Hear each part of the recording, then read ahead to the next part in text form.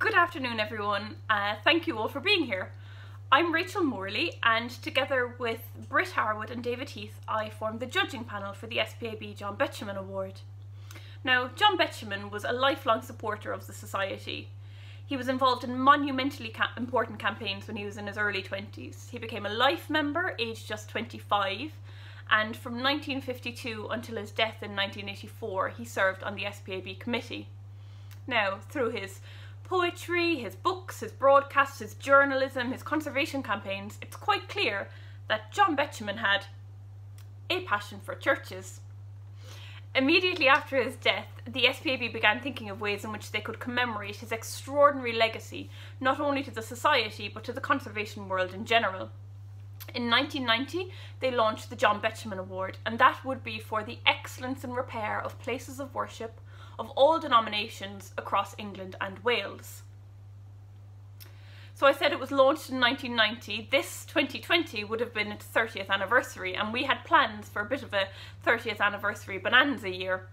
That is, extending the award into Scotland and the island of Ireland, and a series of Betjamania style events. Unfortunately, 2020 had other plans though. Luckily, in February, Britt, David and I were able to sift and shortlist the entries for the England and Wales Award. We whittled it down to 4 that we thought would be worth visiting. Indeed, the ever-diligent Maggie Goodall had the visits planned, but then the world got turned upside down. So I think at this point it would be good to say, pay a particular tribute to Maggie Goodall, who remained patient and optimistic while things were planned, postponed, rescheduled, torn up, all over again. Eventually, we were able to visit all of the 4 shortlisted projects in October of this year, but only after thorough risk assessments, meticulous planning and health and safety briefing. But visit them we did. And the 4 that we visited were to see the timber repairs to a medieval door at East Wellow in Hampshire. We saw masonry repairs to a medieval spire at Trent in Dorset. There was masonry cleaning and repair to St Alfege in Greenwich, and the repair of an organ in Tenterden Methodist Church in Kent. So there were elements to admire in all 4 shortlisted projects, but after our visits we narrowed it down to 2 potential winners quite quickly. Lots of Zoom deliberations ensued, but in the end we decided that we would commend the masonry repairs at Trent. Now this is where the spire, where there was a stone spire and the apex stone was really badly fractured. There was a rod going through the centre of the spire that supported a 17th century weather vane, and that was set in cement and corroding quite badly. Just one masonry element was replaced, the rest were all pinned together.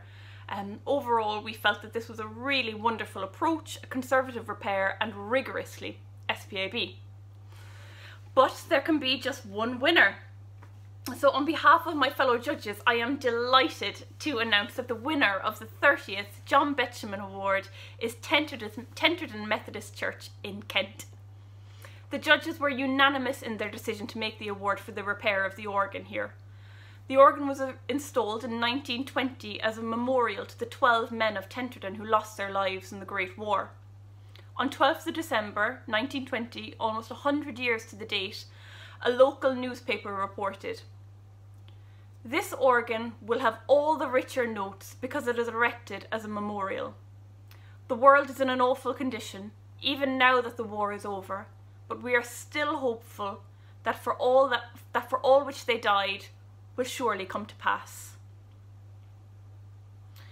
We, the judges, felt that this was a terrific project in a nonconformist place of worship. It was an unlisted building, so in other words, a place where you wouldn't really expect that such an endeavour would be the aspirational norm, however much we might like it to be.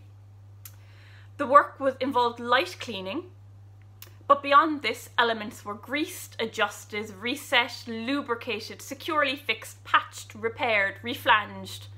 Music to SPAB ears. The work was minimal, and really importantly, the history of previous repairs and players could still be read. For me, I was especially interested to hear about how important it was to repair the organ so that it not only sounded good, but that it was also pleasurable to play. And if it was a pleasure to play, then that may encourage more people to play it and more use, which would only aid its survival. So congratulations to all at Tenterden Methodist Church. And now I think we're going to hear from the team behind the winning project. I'm delighted that my work on the World War I Memorial Pipe Organ at Tenterden Methodist Church has received this SPAB award. I understand that organs are not the usual focus, and much was new to the judges, who patiently listened to my technical description. I particularly enjoyed playing the organ to them, since it is what it was created for, and I would like to thank the War Memorials Trust and Pilgrims Trust and David Smith for his energy and enthusiasm in bringing this to fruition.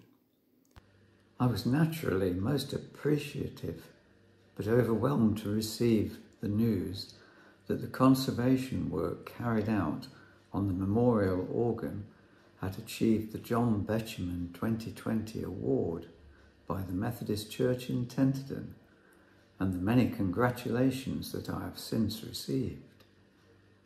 However, when we moved to Tenterden 4.5 years ago, I envisaged just helping our daughter, seeing our grandson growing up, and settling in church to concentrate just on worship in later life. The discovering of a largely forgotten war memorial World War I organ in desperate need of attention during the centenary period of the Great War changed all this, and I am thankful that I managed to obtain 4 grant offers and see so many people witness the rededication. We are now again able to feel as one with the families who lost loved ones whenever we hear the organ played.